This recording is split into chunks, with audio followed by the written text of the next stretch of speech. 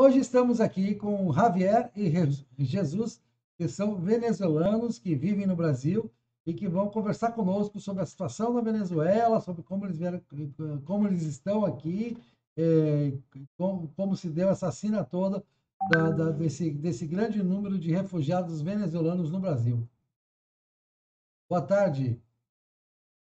Boa tarde, Aurélio. Boa tarde, meu Aurélio. Tudo bem? Prazer estar com você aqui, com meu amigo Javier, Javier aqui, compartilhando ideias sobre a situação de nosso país.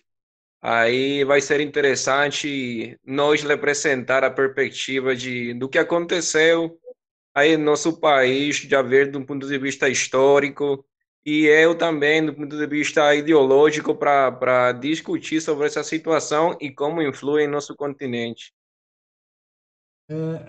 Me digam uma coisa, vocês veem alguma perspectiva neste momento de uma transição de poder na Venezuela?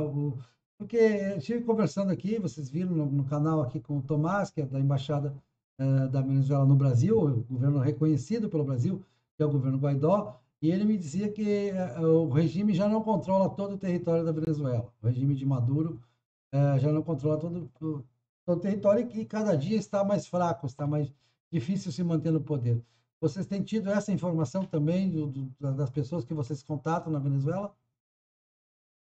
Sim, Javier. Javier pode dar É, na, um resumo dessa situação que a gente já conversou sobre a situação na Venezuela e Javier tem uma análise bem feita aí dessa situação. Dessa informação que você está falando, Aurélio, na verdade, não, a gente não tem essa visão, nem essa perspectiva do país. A gente não tem recebido esse tipo de retorno de lá da Venezuela. É assim, Venezuela, nesse sentido, está falando tudo tranquilo. Não, sim, Nesse claro sen- que você, Sim, tem uma crise, Venezuela tem uma crise, essa descrição de perda de poder não corresponde, na verdade, com a situação lá. Assim, os problemas que tem Venezuela lá são conhecidos, mas falar de uma perda de poder, eu acho que não descreve a situação lá na Venezuela. então você não vê uma possibilidade de uma transição para um governo normal, para a queda da tirania de Maduro. É, é assim, o governo está ficando em uma situação normal, sem nenhum tipo de... Es decir, a realidade é que o país está seguindo o curso normal do passo do tempo. E aí, nesse passo do tempo, não há uma linha definida hacia onde o país vai ir. E quem tem o poder, que é o governo, ele está mantendo seus planos estratégicos, seus planos operativos e seguindo adelante. Mas quem está ficando atrás é o país mesmo, com todos os problemas que a população tem. Você entende? Sim, agora vocês têm dificuldade, às vezes, para conversar com as pessoas que ficaram lá, que são parentes de vocês, não? Ou sente que eles são censurados, que tem medo de dizer alguma coisa? Como é que está essa relação de vocês? Como é que é a comunicação de vocês com quem ficou lá?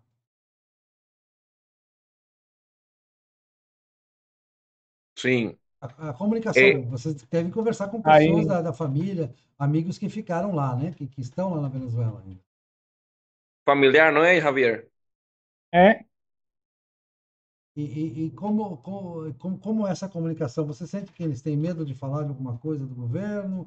Não, realmente o que acontece é. Aí não deu, Aurélio, para escutar no início o que você falou sobre as pessoas, os funcionários do governo. Eles falaram que os funcionários do governo de Guaidó que estiveram aqui, falaram que eles acham que tem perto uma transição. Foi isso, não é? Não, não é que esteja perto de uma transição, mas de que o poder de Maduro sobre todo o território, não é sobre Caracas, não há nenhuma dúvida, Sim. sobre Maracaibo, não há nenhuma dúvida, mas sobre Porto Cabelo, não há nenhuma dúvida, mas sobre Uhum. algumas partes do território já não há um domínio absoluto, há um domínio de lideranças locais, já há uma contestação ao governo de Maduro, e uma sim, participação maior do campo que apoia o presidente do parlamento, que é o Guaidó, o sim. presidente reconhecido pela maioria dos países, né, inclusive pelo Brasil. O Brasil não reconhece o governo de Maduro, reconhece o governo Guaidó.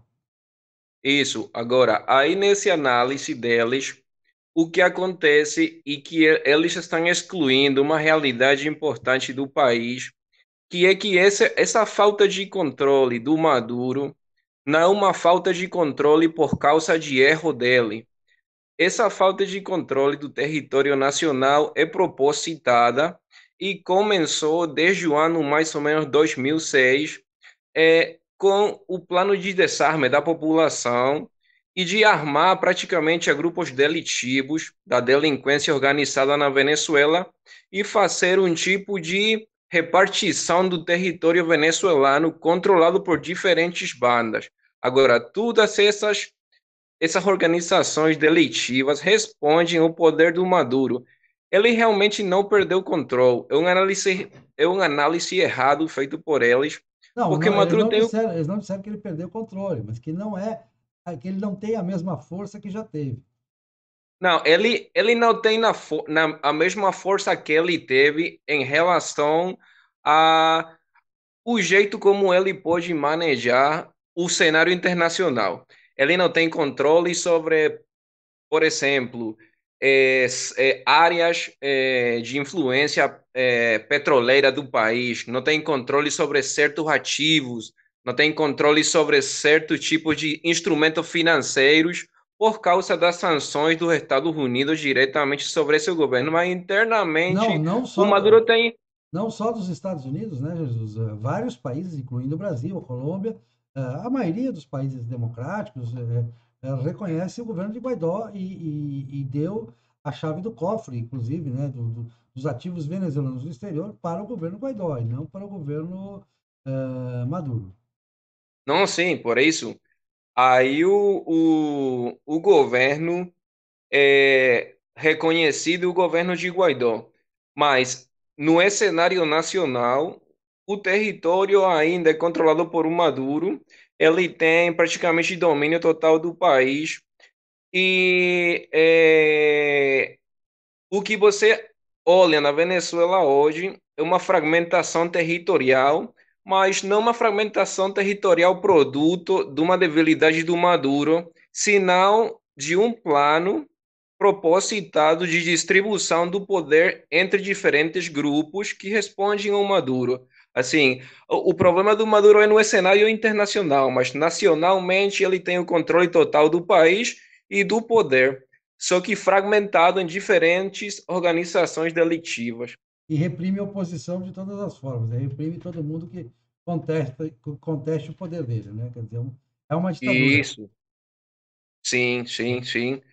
É, pelo menos, claro, ele conservando o poder em todas essas áreas do Estado, tem como exercer esse poder e diminuir a oposição que está presente lá. Então, não existe realmente hoje nenhum tipo de alternativa, eu acredito, desde meu ponto de vista, política, que permita sair dessa situação, porque a situação de Maduro tem se debilitado pelas sanções dos Estados Unidos, unilaterais praticamente, porque os outros mecanismos que visam a, a procurar uma saída política, a situação venezuelana, na prática, na realidade, não são efetivos. Porque o Maduro, por exemplo, ele falou, ele já é ciente de que ele exerce o poder, e ele falou que ele é o presidente do país, mesmo sem ser reconhecido internacionalmente, e ele vai ficar aí até o termo do seu mandato. Ele não tem possibilidade, do ponto de vista dele, de permitir, pelo menos, umas eleições. Ele já falou muitas vezes disso. Ele não vai permitir nenhum tipo de supervisão sobre eleições. Ele fala que as eleições estão no ano 2024, quando vence o período dele. Então, ele não dá nenhuma possibilidade de fazer ou de sair dessa situação por um método político. Se você olha as mensagens do presidente Guaidó por debaixo da mesa, no seu Twitter, desde seu departamento de comunicação, você vê que ele pede a Maduro fazer eleições livres. Ele fala, pelo menos, o regime tem que aceitar eleições livres. O venezuelano não gosta do regime do Maduro. Tem que aceitar eleições livres, que é o método democrático para sair da crise. Ele manda essas mensagens indiretas para o Maduro e Maduro comunicacionalmente responde que o presidente é ele não vai fazer eleição, senão eleição parlamentar no final do ano. Então, uma mensagem que já tem ano e meio, tem essa narrativa de o Guaidó pedindo para Forças Armadas se rebelar contra o Maduro e pedindo ao Maduro ao mesmo tempo umas eleições. E Maduro responde sutilmente com suas estratégias comunicacionais que ele não vai permitir isso, que ele e o presidente vai ficar aí até o final. Então, a Venezuela tem já 2 anos nesse conflito comunicacional que não leva a nenhuma parte. Venezuela sofrendo os embates dessa situação, o venezuelano no país, e no final você não vê avanço, o que falava Javier, o país fica parado e o tempo correndo. Sim, Jesus, você está aqui em Salvador, né? Sim, Aqui em Salvador, nós tivemos agora mais pessoas, né? Tá me ouvindo? sim, sim, Sim, sim. sim. Não está aparecendo tua imagem agora, mas Ah, é, deixa aí que você leu. Quer ver? Eu estou ouvindo. tá bom. Eu também estou te ouvindo aqui, Pronto, vamos lá. mas Aí, não isso. está a imagem por enquanto. E agora Desapareceu voltou, um pouco. voltou, voltou, voltou. Voltou. O que eu vou dizer? Eu sei que há mais famílias, há 250 famílias em Areia Branca aqui em Salvador, também 250 famílias que chegaram há pouco tempo lá de Roraima, né? Esse programa que o governo brasileiro tem de realocar, né, os imigrantes que chegam por Roraima, né? Você tem notado uma chegada maior de venezuelanos aqui em Salvador? Tem se incrementado mais ou menos um 25 a 30% a quantidade de venezuelanos que chegam, particularmente aqui em Salvador. Mas por causa da situação do Covid, com o fechamento da fronteira, aí parou um pouco. Mas calculando desde o tempo quando eu cheguei aqui, há 3 anos e meio, incrementou praticamente 500%. Quando eu vim para aqui, eu acho que a fila de pessoas passando a fronteira não passava das 30 pessoas. Depois, quando eu retornei para o país e voltei a entrar no ano 2019, acho que eram mais ou menos 1.000 pessoas que estavam nessa mesma fila. Até guardavam o posto aí, ficavam dormindo aí na fila da fronteira em Pacaraima para atravessar a fronteira. Então, acho que o incremento foi de 500%, no mínimo, desde o ano 2017 até agora. E vai continuar crescendo porque a situação não está melhorando para o venezuelano, está piorando cada dia. E já você olha esse fenômeno de pessoas que saem andando, sem a mínima garantia de chegar, saem andando desde qualquer cidade para atravessar andando, ficar andando 5 meses, chegar a uma fronteira e atravessar de qualquer jeito para fugir da situação de lá. Então, eu calculo que para o primeiro trimestre do ano que vem, se a situação não der um avanço, algum tipo de sinal de ser resolvida, acho que vai emigrar facilmente 1 milhão de venezuelanos mais. E para o final do ano que vem, 4 milhões, 5 milhões a mais dos 7 milhões que já saíram. Aí estamos falando do 35% da população venezuelana saindo do país. Sim, porque não, porque há uma situação, as notícias que nos chegam é de que falta combustível, falta comida, falta de tudo um pouco na Venezuela hoje, né? Sim, sim. Economia, É uma situação.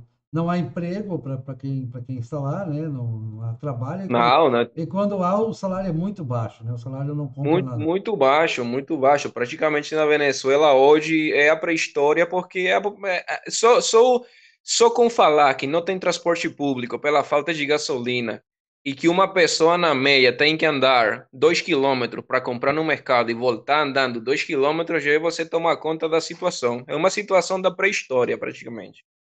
Sim. E também há relatos de que o narcotráfico tá operando muito, incluindo as Farc, dissidentes das Farc, né? E de outros movimentos de guerrilha da Colômbia que passaram a fronteira para ficar sob o guarda-chuva de Maduro. Isso, você tem Sim, notícias também disso? sim, sim.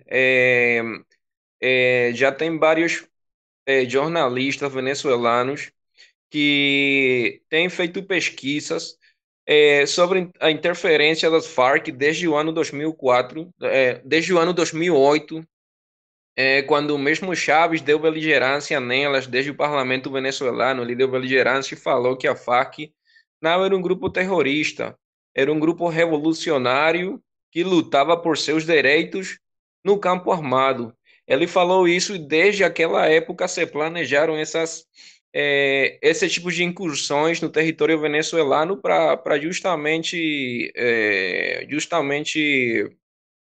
usar o território venezuelano como centro de proteção. Já tem mais ou menos uns 12 anos disso, e desde o ano 2008 tem continuado essa situação, avançou muito, até que hoje praticamente tem muitos campamentos das Farc no território venezuelano, já foi denunciado justamente pelo governo do Guaidó. Você conseguiu emprego aqui em Salvador, você conseguiu trabalho aqui, né? Você está trabalhando, né? Sim, sim, sim. O Javier também, se eu não me engano, ele não estava falando agora com a gente, mas me parece que ele também trabalha aqui em Salvador, né? Ele está fazendo pós-graduação, Sim, pós-graduação pela OEA. sim. Mas muitos estão sem emprego, né? Vindo de um auxílio, né? Muito venezuelanos estão sem emprego, procurando algum tipo de estabilidade, superando também a barreira da língua, né? Mas no grupo de WhatsApp dos venezuelanos na Bahia, a gente pode dar conta de que tem muita situação de desemprego, está difícil para os venezuelanos se integrar laboralmente, mesmo que o governo brasileiro tenha dado muitas ajudas, viu? Nesse sentido, pelo menos na regularização migratória, Uhum. acho que o procedimento de ajuda do Brasil é o mais simples do continente para a gente. Claro, Já porque teve experiência sim, muito fácil, nós viu? temos um governo completamente contrário ao regime venezuelano, completamente contrário, hostil a Maduro, e que reconhece o status de refugiado a todo aquele que cruza a fronteira em Pacaraima, né? Isso, e sim, Passa sim, a ter o status de selando, imigrante.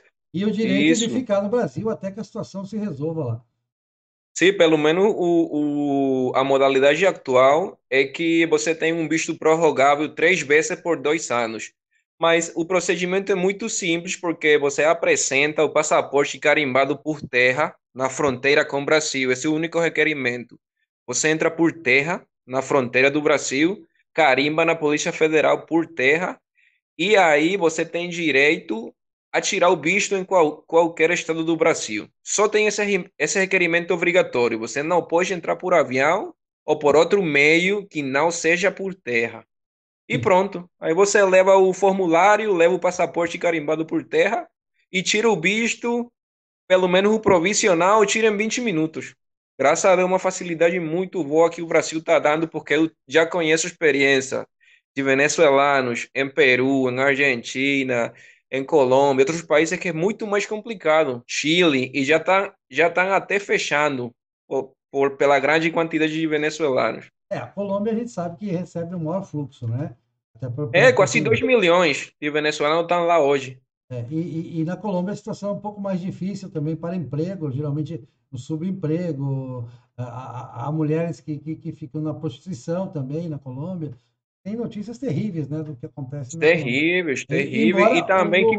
o governo colombiano também seja inimigo jurado de Maduro, Maduro jurou, inclusive, Sim, o, sim, o presidente da Colômbia, né, disse que usou de todas as coisas, aquele bate-boca, e o governo da Colômbia só reconhece o governo Guaidó também, não também. reconhece o governo Maduro, né?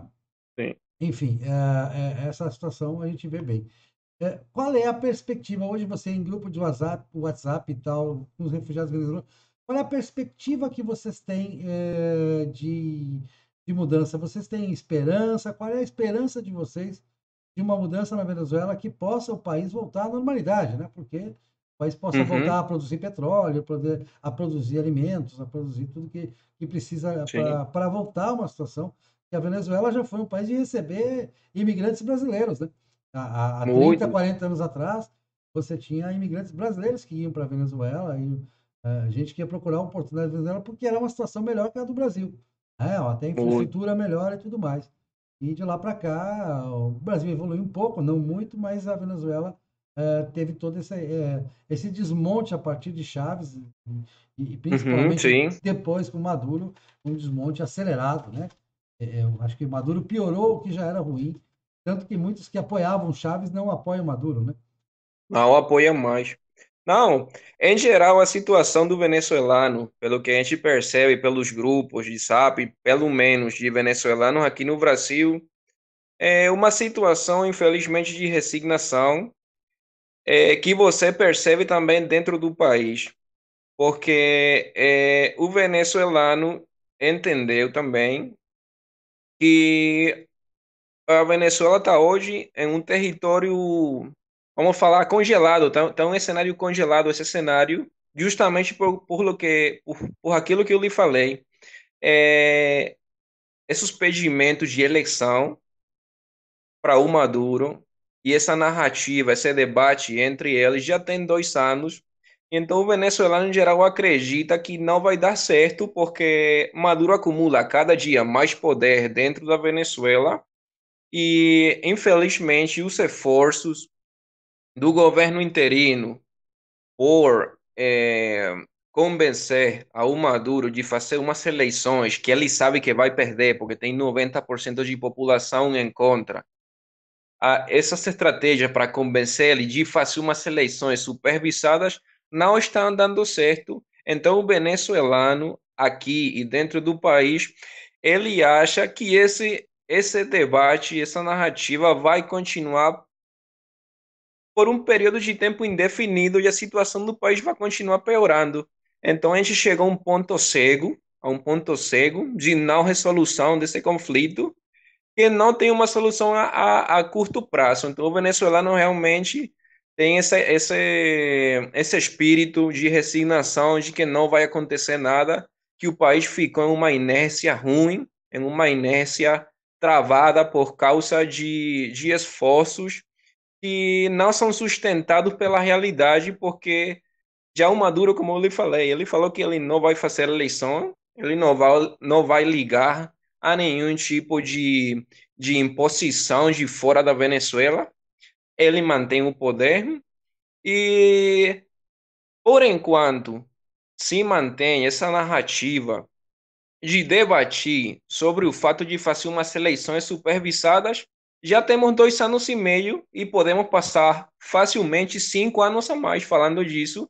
E essa é a percepção do venezuelano dentro da Venezuela e fora da Venezuela, por aquilo que eu percebi já dos grupos, com amigos que tenho no Chile, tenho no Peru e tenho aqui no Brasil. Infelizmente, é de pouca esperança e de resignação de que essa narrativa, esse debate vai continuar por muito tempo a mais.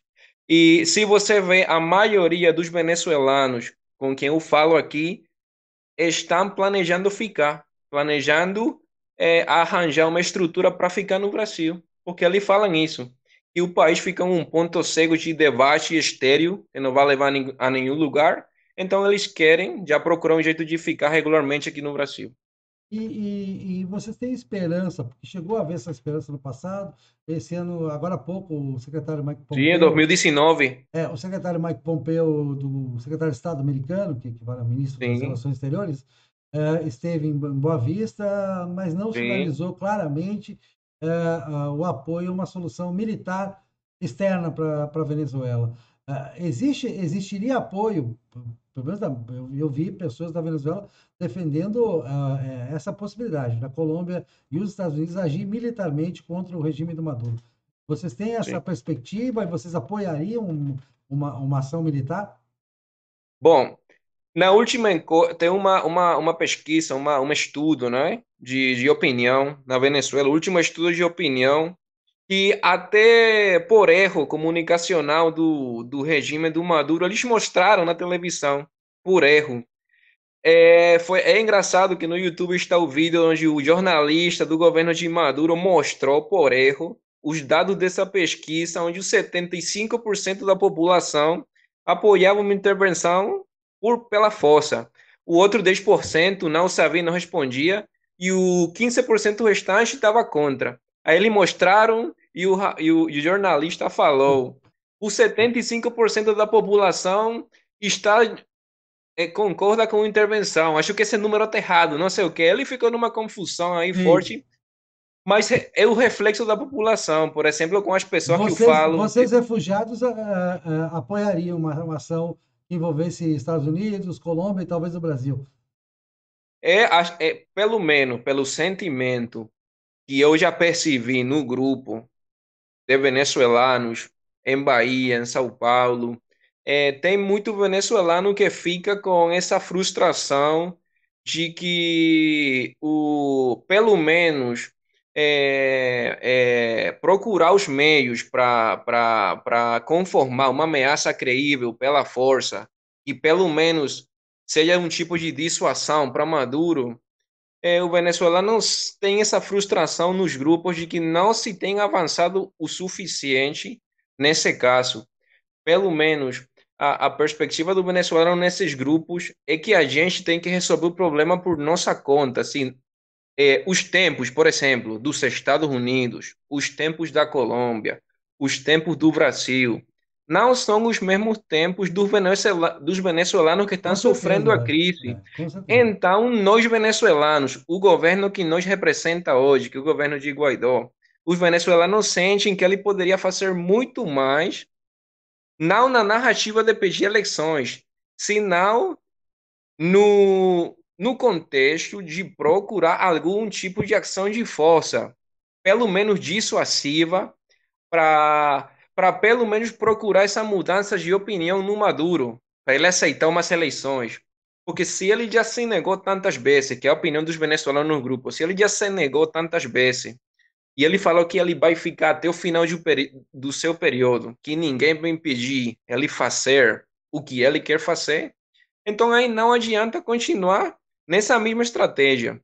Então aí a sensação do venezuelano é de frustração pelo pouco avanço no sentido dissuasivo e simplesmente apoiaria, acho eu, justamente isso. Eles apoiariam a conformação de algum tipo de dissuasão, de estratégia dissuasiva. Não tem que ser uma intervenção, mas pelo menos algum tipo de aviso conjunto que faça a eles, pelo menos, achar que vão ter o perigo de ser invadidos. Senão, eu acho que vamos ficar nesse mesmo jogo de palavras que a gente já tem 2 anos. Isso me lembra o Iraque, né? O Iraque, enquanto ficou na ameaça com Saddam Hussein, passou 20 anos, Saddam Hussein não saía.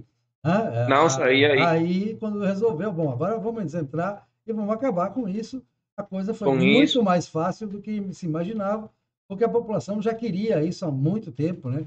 Já queria se livrar do Saddam Hussein, de toda aquela miséria que o Iraque viveu, em função das sanções, sim, mas principalmente da loucura de um presidente, de um tirano, né?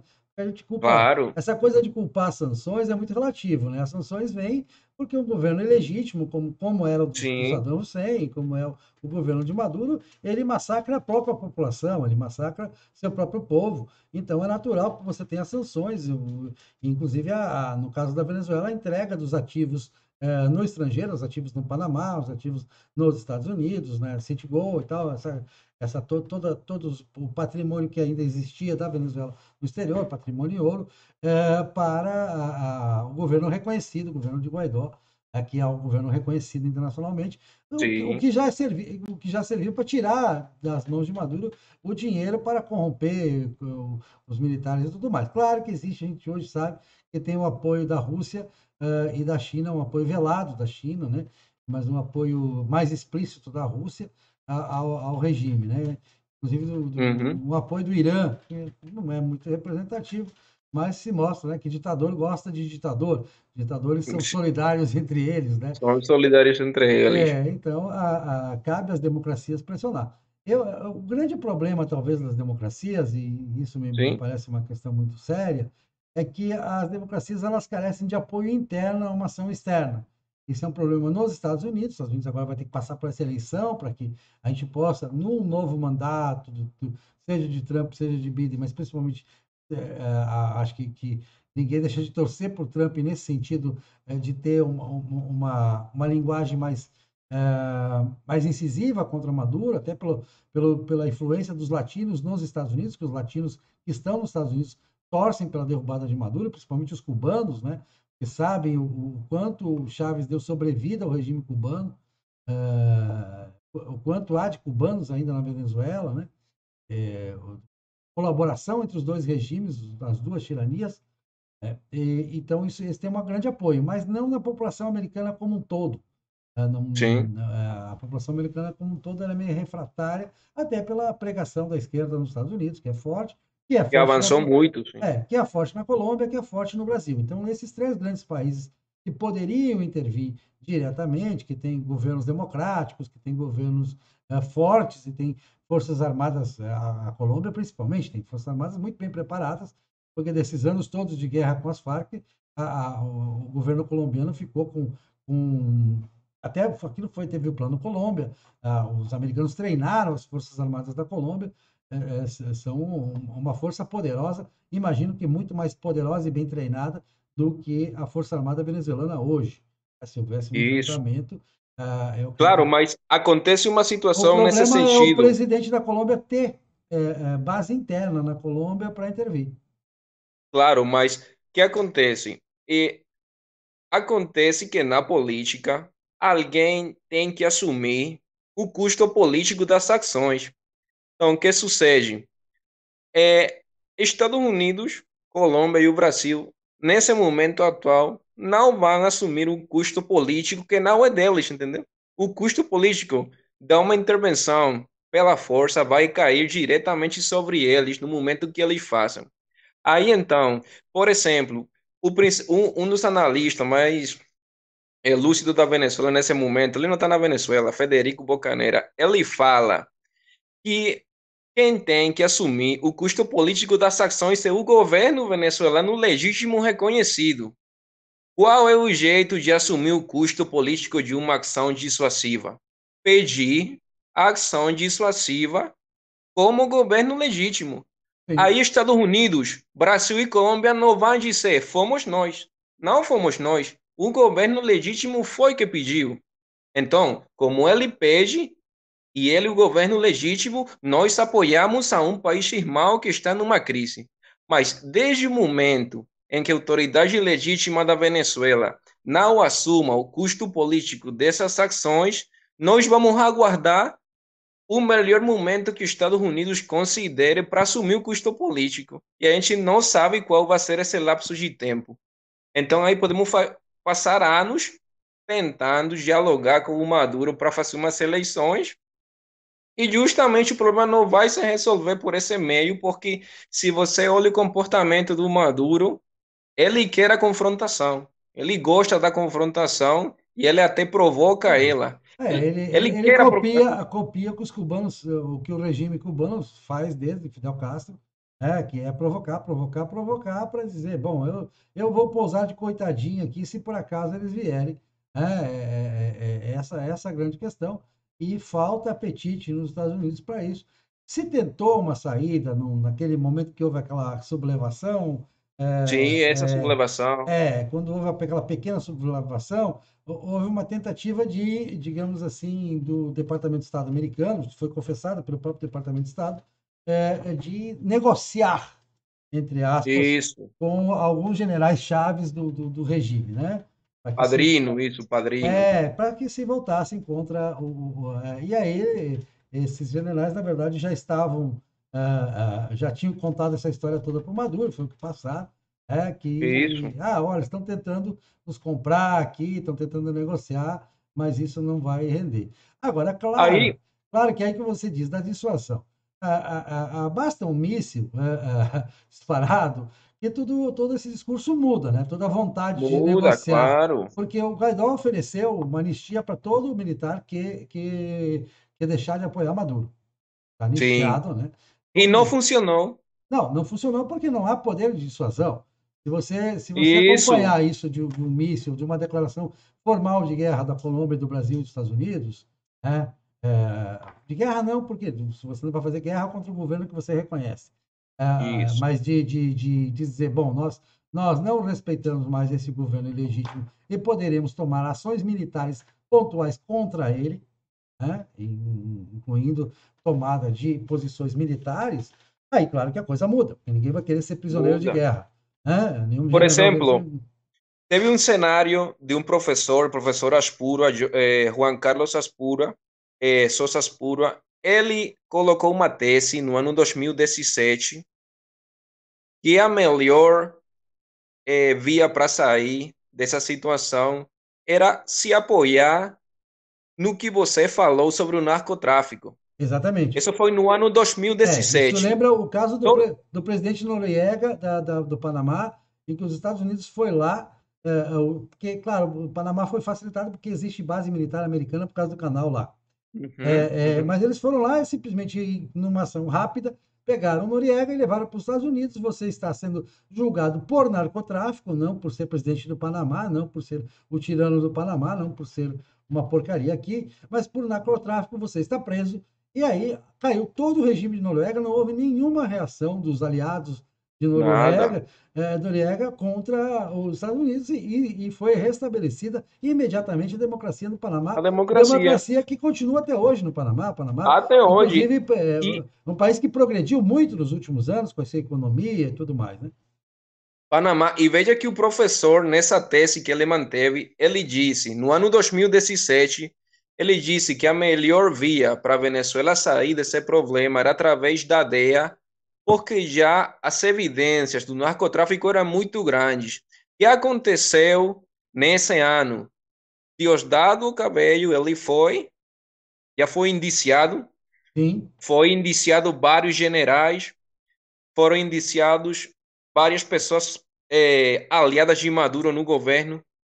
Aí que aconteceu? O presidente Guaidó, ele até assinou com a DEA um tratado de cooperação para fazer uma extração pontual militar dessas pessoas que já estão julgadas. Mas já tem 8 meses disso e não se avançou nesse passo. Foi um passo comunicacional eu que era acho que importante. essa questão hoje nós estamos no final de outubro. A eleição americana daqui a uma semana. É evidentemente que não se espera que o Departamento de Estado tome uma atitude às vésperas da eleição, que tumultuaria a eleição e numa questão que não é popular nos Estados Unidos, fora da comunidade latina. Só se fosse para garantir a vitória na Flórida. Aí eu tenho certeza que na Flórida, o povo latino da Flórida, o latino que tem voto na Flórida, vota para que se intervenha, vota para que acabe esse Sim, regime. Até porque tem muitos venezuelanos na Flórida, né, também nos Estados Unidos, muito, muito, que cheio são, que lá. são antigos, inclusive, gente que já foi há 30, 40 anos para lá. Tem quase É, 30 mil na Flórida, muito venezuelano, sim. exato, e muitos deles têm voto já são cidadãos Voto já, americanos, sim, sim, sim. e certamente votam nesse sentido. Agora, eu acredito que, passada a eleição americana e confirmado a continuidade do presidente Trump, eu não tenho dúvidas de que aí a ADE poderá agir e que essa solução talvez seja a melhor solução possível. Outra solução que eu vejo também, aí teria que também ver a questão da popularidade do presidente da Colômbia atual, né, que é a possibilidade da Colômbia estender a sua ação militar sobre a Venezuela, sob a alegação verdadeira de que as Farc, a Farc fez acordo de paz, né? Os grupos dissidentes da Farc e os grupos de guerrilha que continuam, que não fizeram acordo de paz com o governo colombiano, estão infiltrados na Venezuela e fazem ações contra o território colombiano a partir da Venezuela. Isso é uma coisa que a gente sabe também está acontecendo muito na fronteira, próxima fronteira da Colômbia com a Venezuela. Há incursões de forças paramilitares de guerrilha colombiana que estão em território venezuelano, recebendo apoio do Maduro, sobre território colombiano. Então, isso já é uma alegação, para mim, mais do que suficiente Mas, para mas intervir pelo Aurélio, veja menos, que. pelo menos na região de fronteira, porque eu vejo assim, eu olho o mapa da Venezuela, como o Maracaibo é próximo da Colômbia, como a Colômbia envolve aquele território todo do estado de Zulia, né? Estou errado? É o estado de Zulia, né? Sim, não, É, é justamente assim. então, e aquele território é por ali que sai a maior parte do petróleo, por exemplo, né? Do pouco do petróleo que Sim. ainda existe, sai por ali. E Maracaibo é uma cidade importantíssima, né, estrategicamente, e de total oposição. Eu conversei até com um diplomata venezuelano que é de Zulia, de total oposição ao Maduro. Não é de hoje que Maracaibo é uma resistência ao chavismo. Não, e se você olha, que eu já tenho amigos do Zulia, morando aqui no Brasil, é o estado mais atingido pela crise. Lá em Maracaibo você pode ficar 3 dias sem energia e é o estado mais quente da Venezuela, 35, 36 graus. População dormindo fora das suas E casas já hoje foi o estado mais rico da Venezuela, né? e foi o estado Maracaibo mais já foi a rico, cidade mais rica da Venezuela há muito tempo. mais A gente rico. já ouvia falar que era uma En- cidade muito, muito Então desenvolvida. o problema se resume ao que fala o professor Aspurua. Ele fala que, desde o momento em que não seja assumido o custo político pela autoridade legítima da Venezuela, não vai ter avanços significativos na saída dissuasiva que a gente precisa. Então, aí, como você falou, Colômbia poderia alegar incursões no território por causa da guerrilha. Estados Unidos poderia argumentar a sua segurança nacional. Brasil também. Mas sempre que não esteja esse pedido, quem assuma o custo político, a gente não sabe o período no qual Colômbia, Brasil ou os Estados Unidos vão reagir, entendeu? Então podemos falar de 1 ano, como podemos falar de 5 anos, e então a situação continua piorando. Então, o resumo que eu vejo das pessoas que falam nos grupos de venezuelanos é a frustração por causa disso de não avançar nesse sentido e não assumir o custo político dessas ações, e o tempo vai continuar passando. Por exemplo, o evento político mais perto que a gente tem na Venezuela é o dia 6 de dezembro. O presidente Guaidó, ele convocou uma eleição para revalidar seu poder. Por que é que ele convoca essa eleição? Porque Maduro já falou que o dia 5 de janeiro do ano 2021, o parlamento é dele. Veja que ele quer a confrontação. O dia 5 de janeiro de 2021, o parlamento é de Maduro e já Guaidó não é presidente de nada, de parlamento, de nada. Ele vai tomar conta das instalações, de tudo quanto seja relacionado com o parlamento e vai colocar seus deputados. Ele está procurando ter agora uma estrutura legal que lhe permita, pelo menos, ter essa estrutura legal com China e Rússia para mais negócios. Aí então o que vai acontecer? Você vai ter uma dualidade internacional, vai ter governos que vão apoiar o parlamento do Maduro, e as coisas que ele faça vão ser legais aos olhos deles. E vai ter um segundo parlamento, que é o parlamento de Guaidó, que vai ficar voando internacionalmente, tentando fazer coisas sem resultado. Então, o Maduro quer a confrontação para o 5 de janeiro de 2021. Aí vai ser uma data-chave no sentido da resposta que vai ter o Guaidó. Porque Maduro, ele tem uma certeza sempre. Ele nunca disse mentira. Ele avança nos seus planos. Ele falou no ano 2019 que ele ia fazer uma segunda Assembleia Nacional e fez a Constituinte. E ele dita leis, dita normas, tira a caixa da população, tirou a imunidade dos deputados. Então ele vai continuar avançando. Aí o que a gente tem que aguardar é a resposta do Guaidó o 5 de janeiro, porque a partir do 5 de janeiro, desde essa data, Guaidó não é mais, não tem mais caráter legal dentro da Venezuela e pode até ser exilado, sair do país e não ter validez nada do que ele Ou pode faça. ser preso mesmo. Maduro está aguardando essa confrontação e ele tem seu plano para essa data. Sim. Não, que eu não vejo, sinceramente, olhando de fora. Eu estou olhando de fora, acompanho há muitos anos a situação na Venezuela. Sou um crítico, você sabe que eu sou um crítico do socialismo, né? Já viu palestras minhas, porque isso Sim, é uma sim. forma de aristocracia. A gente está vendo na Venezuela quanto isso é uma forma de aristocracia, de um pequeno grupo que toma conta do Estado, faz todos os negócios para si. Porque você sabe que existe uma classe alta nova na Venezuela que é baseada, né, em amigos do Maduro, pessoas que têm concessões do Estado para fazer importações e tudo mais. Sim. Existe uma meia dúzia de privilegiados ali que ficam em torno do próprio, alguns generais também, que são muito bem remunerados para além Uhum. do salário formal, né, que é muito baixo. Ah, então, são, na verdade, movimentos de casta que chamam isso de socialismo, que chamam de socialismo essa apropriação.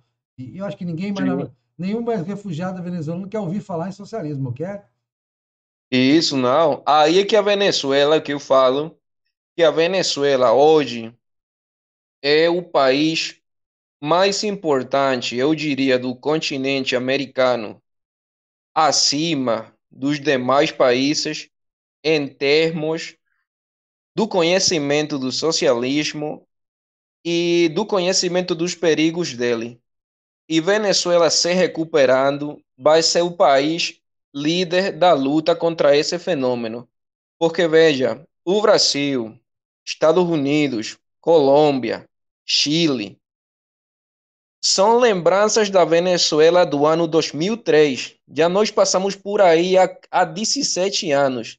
Briga de famílias, manipulação social para colocar para fratricídio, briga entre pessoas da mesma nacionalidade, luta de famílias, separação de pessoas por condição ideológica.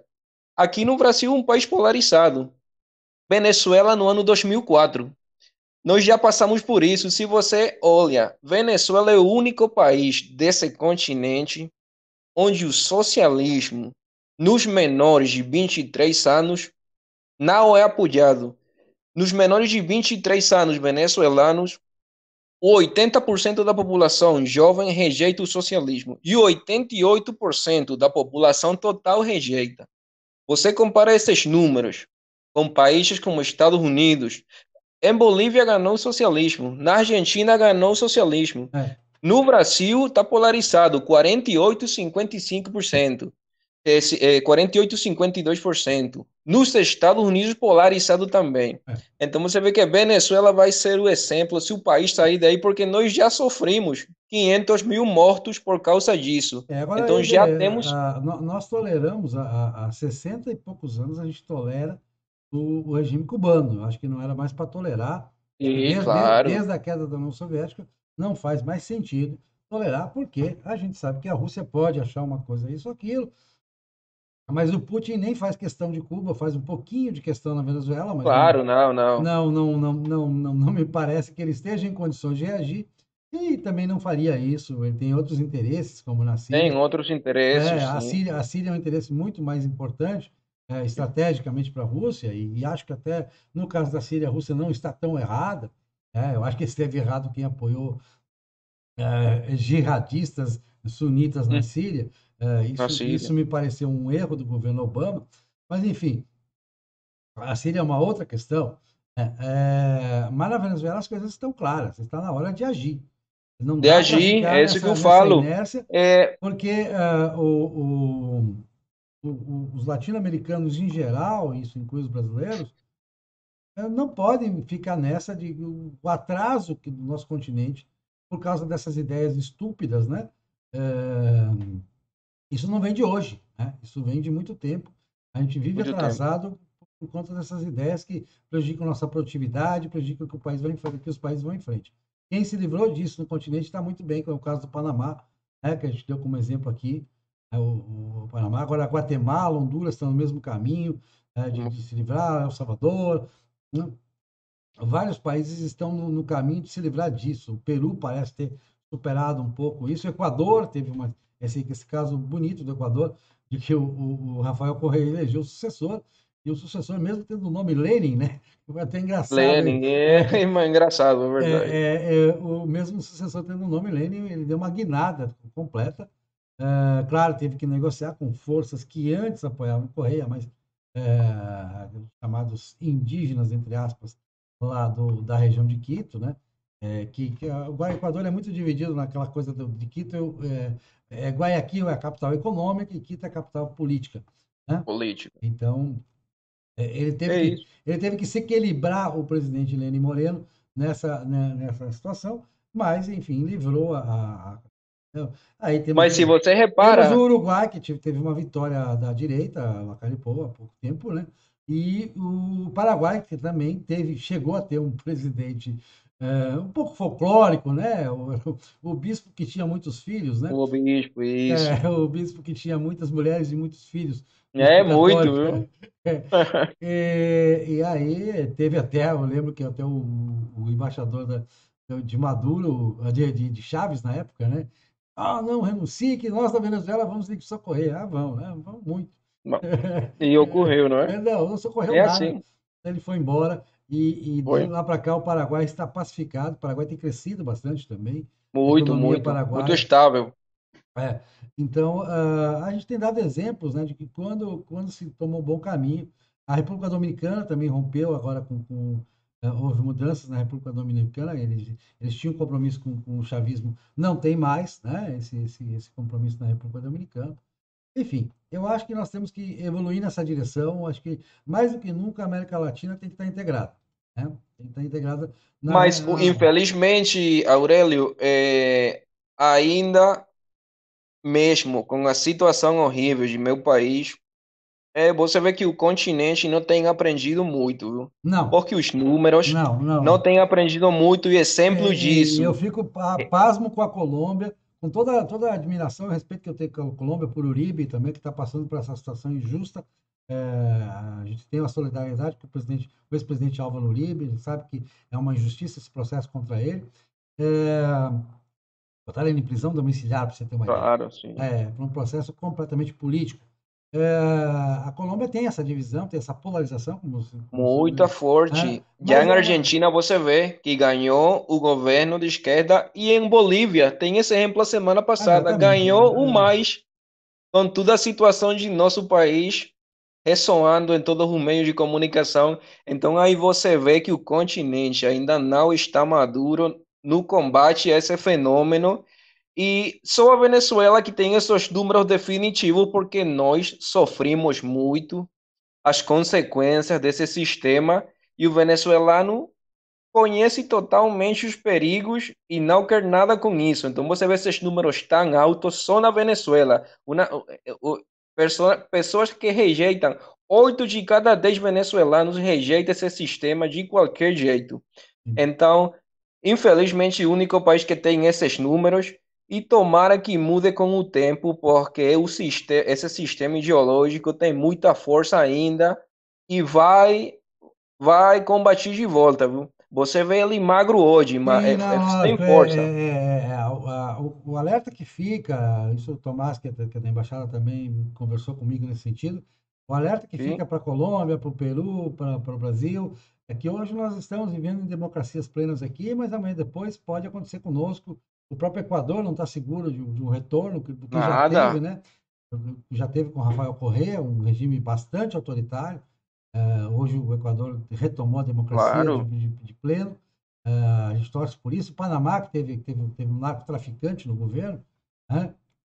A Nicarágua, que ainda tem essa situação, né? Com o Ortega, que está virando um pouco folclórico o Ortega, né? Porque ele fez várias Muito concessões também. ao liberalismo econômico, né, ultimamente.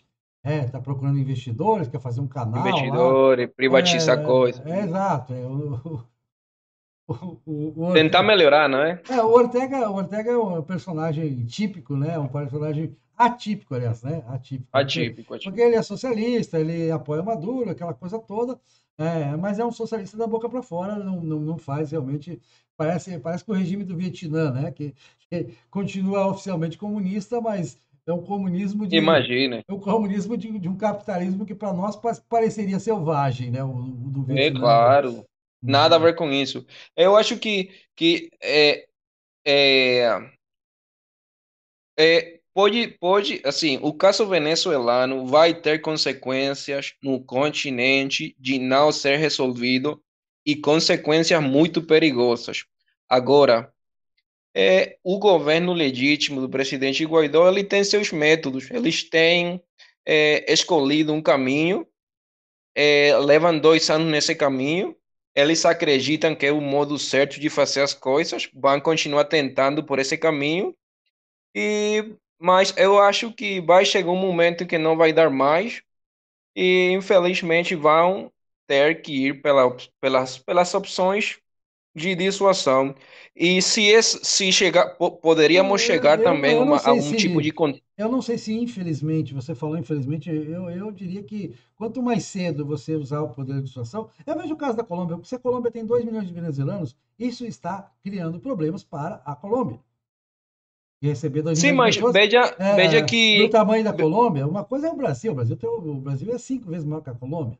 mais Ah, grande, não, é 5 vezes maior em população também. maior, É, claro. então você não chega a formar uma massa crítica, não chega a ser um grande problema para o Brasil abrigar refugiados, e você vê que o Brasil está lidando mais ou menos bem com essa situação, com todos os problemas que o Brasil tem. Isso era o ponto que eu ia falar justamente. Agora, a Uma Colômbia das sofre muito mais diretamente isso. muito, por isso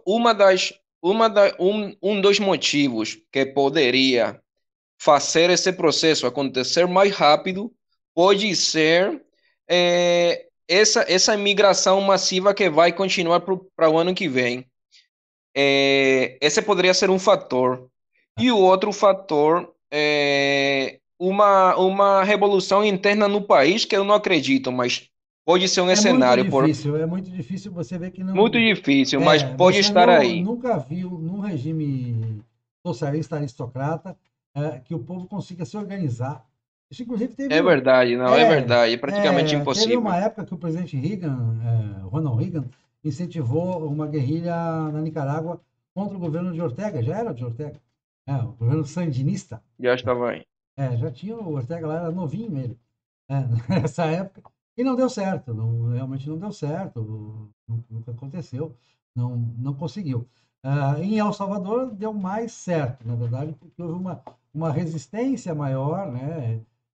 O que vale realmente, onde você consegue, foi o que aconteceu na Bolívia, inclusive, também no governo Evo Morales. Por que que Evo Morales não conseguiu repetir a fórmula chavista na Venezuela, e tomara que o Arce não consiga também? Porque o pessoal organizado, principalmente de Santa Cruz, o Santa Cruz chegou a ameaçar com a separação, com a A secessão separação da Bolívia, sim, a é, secessão. porque você via que era uma situação que não dava, mas ele acabou tendo que respeitar essa força econômica e política de Santa Cruz, e acabou tendo que negociar isso, né? Não só de Santa Cruz, como dos outros departamentos vizinhos de Santa Cruz, que eram muito fortes e que são muito fortes desde a época da colônia espanhola. É verdade, muito, muito. Santa Cruz de la Serra sempre foi uma cidade de comerciantes, uma cidade De que comerciante, muito comércio interno, sim, sim. é importante como ponto de ligação de todo esse centro da América do Sul. Da América do Sul, é verdade. Então, Próprio centro. a manutenção disso, e o problema da Venezuela me parece também um pouco, eu sempre digo, Jesus, é o problema da riqueza natural. Quando você passa a ter uma riqueza natural, passa a haver uma disputa política por esse recurso. Então, o PIB do país já não vem mais do esforço da população, então é o esforço do cidadão independente, e aí o cidadão independente perde força numa disputa política pelo recurso do natural, que no caso da Venezuela era o petróleo. A Venezuela chegou a ter uma produção de petróleo que representava aí 50% do PIB, uma coisa muito forte na Muito economia forte. venezuelana. Isso no tempo que tinha ainda produção agropecuária forte, você tinha fazendeiros, tinha uma produção maior da agropecuária, uma produção maior da indústria, multinacionais instaladas lá, fábricas de automóveis e tudo mais. Então, imagina hoje que não sobrou nada disso, tudo isso Nada deixou de disso. existir. Você tinha lá a Fedecâmaras, né, que até aquele, digamos assim, que eles chamam de golpe, que pode chamar de golpe, Golpe no 2003.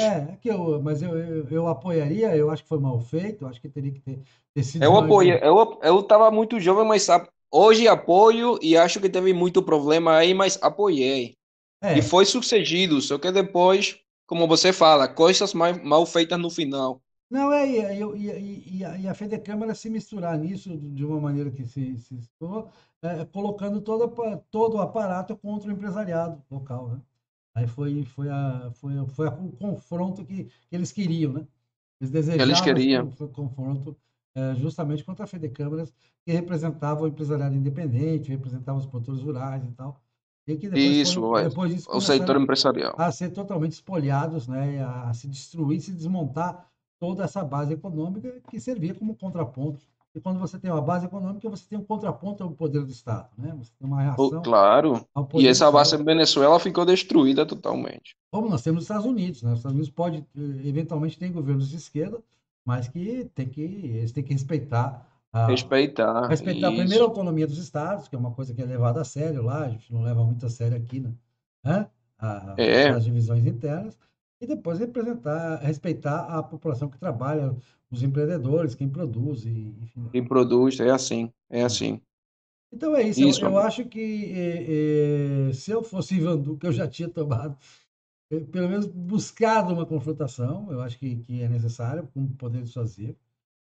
Torço para que o governo, seja a continuidade do governo Trump, seja, quem sabe, até lá o governo Biden, né? Sim, De onde menos se espera, às vezes vem alguma coisa, né? alguma coisa.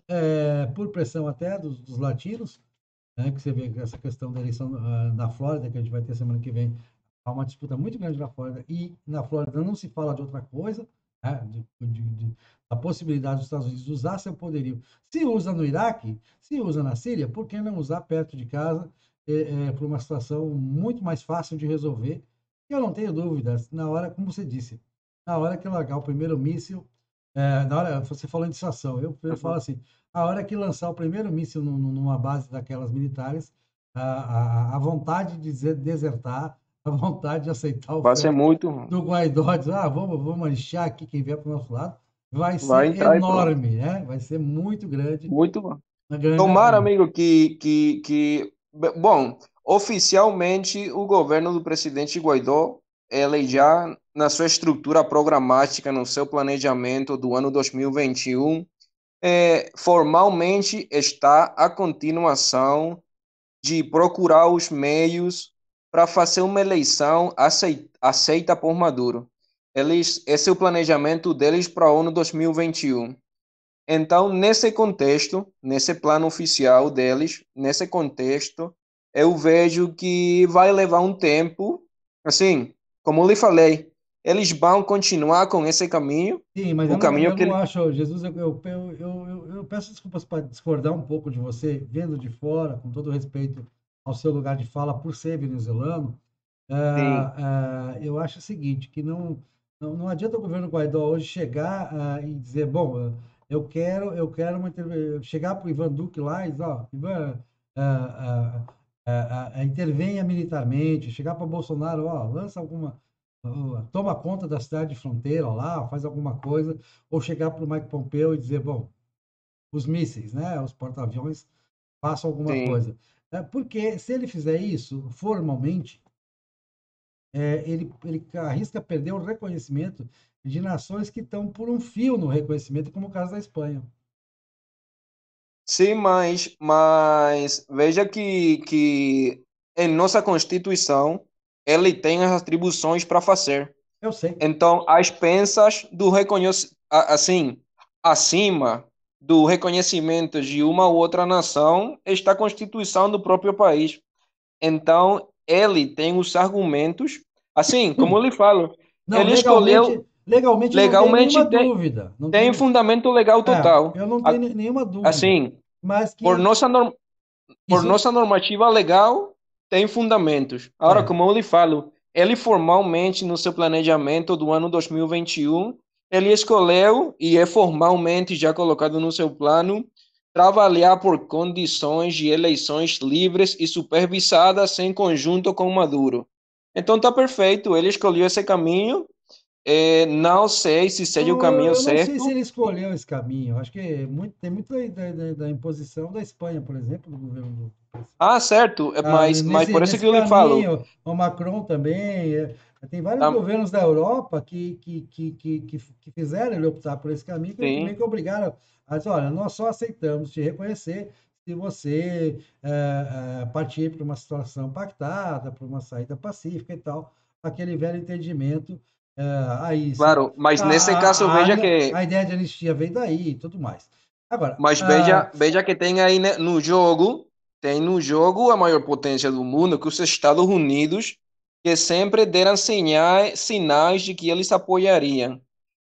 Veja que uma sinal que não é sutil, uma sinal forte, é o fiscal dos Estados Unidos falando e votando praticamente as penas sobre Maduro, Diosdado, Padrino, ao vivo sim. narcotraficantes. Então, que mais sinal política você precisa para Eles agir? estão com os É bens uma congelados. sinal incontrovertível. Não É. é uma sinal que não pode se discutir.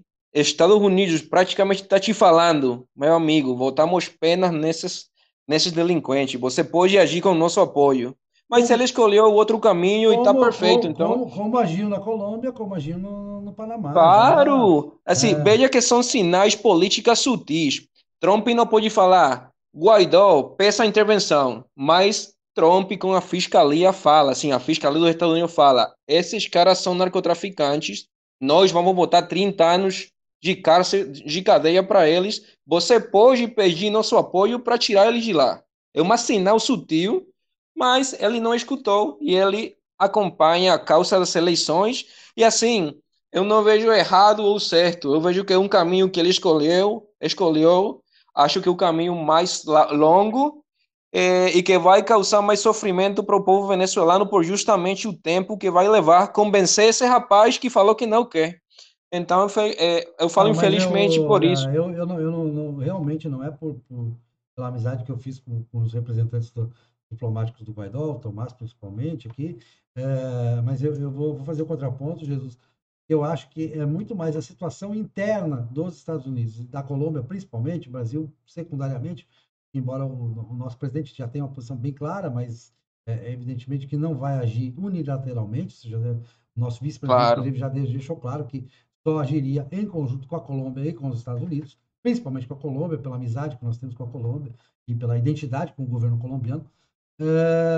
Mas eu acho que a situação interna da Colômbia e dos Estados Unidos tem que melhorar para que isso seja possível. Eu acho que é muito mais uma questão do comportamento do governo dos Estados Unidos e do governo da Colômbia agora para a gente buscar uma solução que passe pela dissuasão. Eu não tenho a menor dúvida, eu sempre defendi isso, não é hoje que eu defendo isso, você me acompanha nas redes sociais, já me viu dando palestra, eu defendo uma ação militar, ainda que pontual, porque eu acho que o caso da Venezuela basta alguma ação, basta alguma ação para que a situação se torne insustentável para Maduro.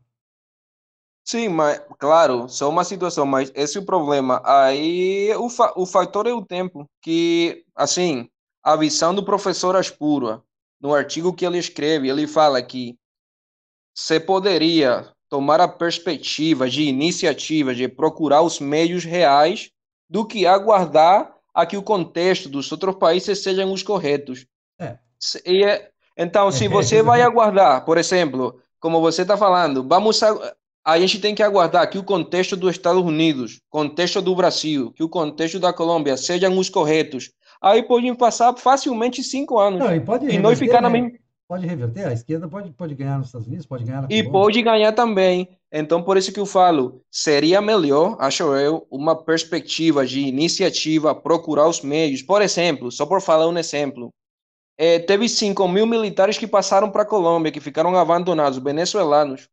Procurar os meios para conformar uma estrutura de luta armada. Veja que Não, teve um capitão não, venezuelano. principalmente em termos estratégicos, eu acho que tomar Maracaibo não seria um objetivo militar despropositado.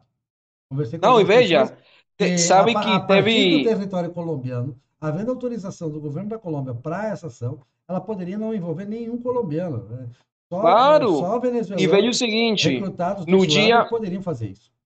claro, veja, no dia da toma de possessão do Guaidó, teve um militar venezuelano, capitão de navio, que ele fez um vídeo e falou: Presidente Guaidó, comencemos desde hoje a trabalhar com os 6.000 militares que estão fora da Venezuela.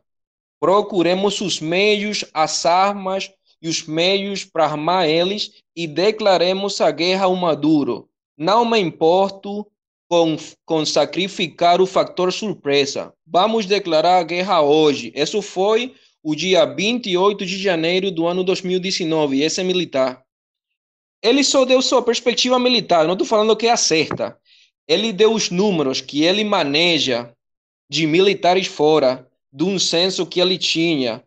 Ele falou: presidente, a gente pode conseguir o dinheiro para armar e treinar esses rapazes e conformar uma força armada fora da Venezuela com venezuelanos e diminuir os custos de outros países. Eu não conhecia esse vídeo. Esse vídeo eu só vi há 20 dias. No grupo Na botaram. verdade, tem um complicador aí que, claro, dinheiro há para isso e tudo mais. O complicador é que o governo do Ivan Duque tem que autorizar esse treinamento. Claro, Se mas autorizar o treinamento, e eu não tenho dúvida que, pela proximidade com o Zulia, com o Zulia, que você chama, né, com o estádio, poderia fazer. eu não tenho dúvida de que pelo menos Por isso lhe falo. essa parte do país seria tomada com relativa facilidade. Por isso lhe falo. Foi uma mensagem de um militar experimentado da Venezuela de 30 anos de carreira que fugiu do regime de Chávez. Ele fugiu no ano 2005. E ele mandou essa mensagem, acho eu, que propondo essa estratégia militar desde o início. Ele propôs isso desde o início com a sua experiência. Eu nunca teve isso na minha mente. Eu só ouvi há 20 dias, mas é um vídeo de há 1 ano e meio já. Então pensei, oxe, o militar tinha razão. Eu não conhecia nem esses números que ele falou de 6.000 militares fora, de generais, que ele tem um censo. Infelizmente, se escolheu o caminho das eleições, e como eu lhe falo, não sei se é o certo ou errado, mas eu só sei que vai levar mais tempo. Tomara que seja rápido, porque o povo venezuelano está sofrendo muito e vai sofrer muito mais. Esse é o resumo que eu posso lhe dar da nossa situação, meu amigo. Jesus, eu deixei aqui para a gente concluir, a gente já passou de Sim, 1 hora, e sim, minha solidariedade total aos refugiados, tá? sim, Eu vou sempre lutar, como sempre lutei, nas minhas redes sociais, usar minha voz, meu canal aqui, para defender todo o apoio do governo brasileiro, qualquer governo brasileiro, aos refugiados. Isso é uma questão humanitária acima de tudo. Tá? sim. Vocês têm que ser acolhidos, têm que ser bem-vindos aqui. E acho que vocês, como me disse o Tomás também, vocês nos trazem uma mensagem de dizer para os brasileiros o que é, mostrar o que é esse socialismo, Isso, o que é a tirania, né? O que é estar sob um regime desse. Os argentinos também estão sofrendo agora, começaram a sentir realmente uma linha dura muito maior na Argentina do que era sob o governo de Cristina, quer dizer, ele já vem com sede de fazer uma coisa muito pior. A economia da Argentina está entrando em frangalhos completamente com isso, vai sofrer terrivelmente o povo argentino. A Argentina está a caminho de ser uma nova Venezuela nesse sentido. tá a caminho muito rápido. E então, dizer, da minha total solidariedade, que o Brasil tenha vocês, que os abrigue, que os trate muito bem, que vocês tenham oportunidades aqui, enquanto o Queiro está aqui. Sou extremamente solidário e também sou, como você, eu sou pelo poder de dissuasão. Eu acho que está na hora dos governos dos Estados Unidos e da Colômbia, principalmente, porque vão dar diretrizes para o Brasil. Acho que o Brasil, como o general Mourão, como o nosso vice-presidente, já deixou claro, a gente aguarda o apoio do chamado Grupo de Lima, mas que tem, claro, como é um grupo grande de países latino-americanos que estão alinhados, né, com o governo Guaidó com a posição da Colômbia, principalmente, porque a Colômbia é que mais sofre com o problema diretamente, mas a gente tem uma sinalização do governo dos Estados Unidos e do governo da Colômbia para que a gente possa ter, para que o Maduro não fique nessa zona de conforto que ele está.